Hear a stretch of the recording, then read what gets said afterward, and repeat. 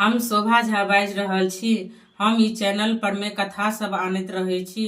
अहाँ सब ई चैनल के सब्सक्राइब कर सकै छी। आइ हम गदहा पर में कहानी आनि रहल छी, कहि रहल छी। एगो पंडित जी छलथि हैं, हुनका पास एगो गदहा छलनि हैं। ओ गदहा बहुत मूर्खता वाला काज करैत रहै छलै। भरि दिन ओ गदहा से काज कराबैत रहै छलखिन हैं। कहै छलखिन हैं, ई तऽ काजे नहि करैया, ई तऽ काजे नहि करैया, कखनो कोनो काजे नहीं करैया। तऽ धोबी के पास दऽ देलखिन। धोबी के पास दऽ देलखिन तो धोबी अपन भरि दिन कपड़ा धुआबै छलैया, कपड़ा साफ होइ छलैया। तऽ एतऽ के काज ओतऽ, ओतऽ के काज ओतऽ, गदहा के लऽ जाइत रहै छलै, मारैत रहै छलै आ खूब काज करबैत रहै छलै गदहा से। आ गदहा एकदम पतला दुबला खैक सन के भऽ गेलै आ भरि दिन काजे करैत रहतै। धोबी कहलकै तऽ काजे नहीं कऽ रहल अछि एकदम से किछो। तहन ओ एक दिना फेर पंडित जी के पास एलखिन। कहलखिन कि अहाँ जे गदहा के कनि बढ़िया बना देतियै, नीक बना देतियै तऽ बढ़िया छलैया। तो धोबी के कहलखिन कि ठीक छै, तू हमरा 5,000 रुपया दे, एकरा हम बढ़िया बना देबो, हम बढ़िया बना देबो। आ तऽ हाँ ठीके में तहन पहले से ज्यादा वो काज करऽ लगतौ गदहा। एखन तऽ कम काज करै छौ, बाद में ज्यादा काज करऽ लगतौ।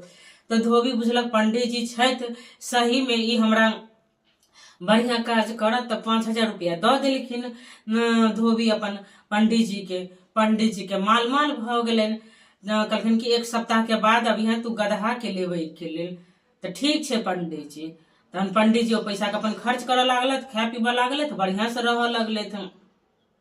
फिर 1 सप्ताह बाद एले वो धोबी तऽ कहै छै कि अहाँ हमरा गदहा दिया, आब वो खा पी लेने हैत, बढ़िया भऽ गेल हैत, तऽ आब काज ताज करत सबटा फेर। तऽ कहै छथिन, ए तोहर गदहा एतेक चलाक भऽ गेलो, एतेक होशियार भऽ गेलो, ओ गदहा रहबे नहीं केलो, ओ तऽ मनुख भऽ गेलो। मनुख भऽ गेलै तऽ हाँ मनुख भऽ गेलै। तऽ मनुख भऽ गेलै तऽ आब की करै छै ओ? गदहा तऽ तोरा पुलिस भऽ गेलो ना, पुलिस भऽ गेलै तऽ हाँ ओ थानेदार भऽ गेलो। तऽ कोन स्टेशन में अछि? आ तऽ नहीं बुझली कोन स्टेशन में छै? मधुबनी वाला रहिका वाला स्टेशन में, अथी में छै, थाना वाला में छै। अच्छा ओहि में छै तऽ हाँ ओही में छै। अच्छा चलू तऽ मिलै ले। तो हम केना जेबो? हम तो ओकरा गदहा से मनुख बना देलियै, आ मनुख होते देरी एतेक चलाक भऽ गेलै जे पुलिस भऽ गेलो। आ तऽ तू ही चल जो ओकरा से मिले के। अच्छा ठीक छै, हम चल जाइ छी। तऽ जइहे तऽ ओना नहीं जइहे, ओ गदहे छलैया ना, ओकरा फेर घास खाए के मोन हेतै, ओ घासे खेतौ। आ तो मालिक हमरा चिन्हतै ना? हाँ हाँ किया नहीं चिन्हतौ, एकदम चिन्हतौ। तू ओकरा एकदम हरियरका घास सब लऽ जइहे जोड़ा में। तऽ ठीक छै।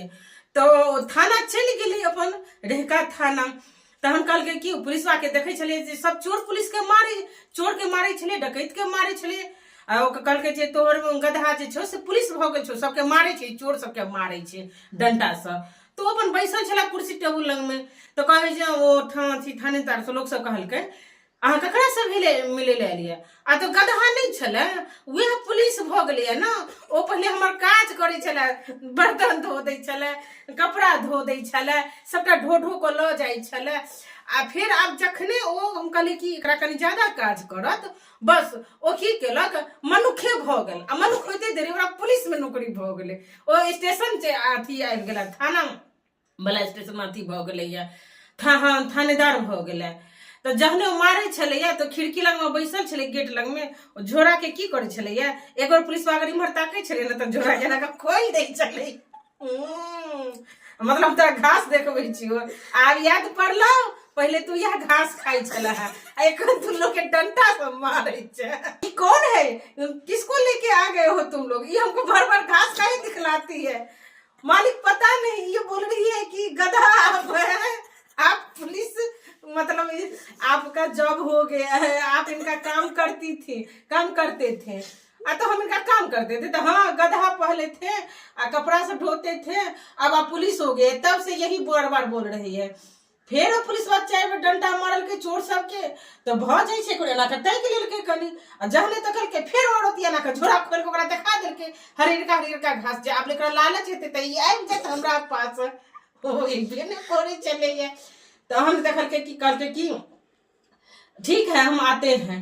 हम पहले ई काज नहीं करे छला, अब हिंदी बतियाइए, एकर देखू एकर देखो कनी सपरती हिंदी हमरा सने बजे रे बजर खसवा तू हिंदी बजबा हमरा सने रुक तू आ एखन तू लोग के मारे छी हम आब तोरा मारबो जन डंटा से मारबो तन पता चलतो पुलिसवा बाहर एले किसको मारेगी तुम डंटा से ओकरा कनी बात कह देलके ओकरा कना गेले कहलके अच्छा एखन त तोरा से हम नहीं बदला लेबो आब तोरा फिर मनुख से हम गधा बना दी छी तहन तोरा पता चलतो हम कते तोरा डंटा से मारबो एखन तू हमरा देखबै छै ना एखन घास देखली ही तू चिन्हली ही ये तू घास खाई चली है जाओ जाओ ले जाओ इसको अच्छा तो फिर वो कानित धोइत एले पंडित जी के यो पंडित जी आब हम एहन काज नहीं करब हमर जे गधा छले वह गधा के पुलिसवा के अहाँ गधा बना दियो तखने आब हमरा ठीक रहत हमरा घर के काज के करत के कपड़ा धो देते के हम पोखर तक कपड़ा लो जाते के जाता सिलोट उह देते हमरा गधे बना दियो अच्छा ठीक छे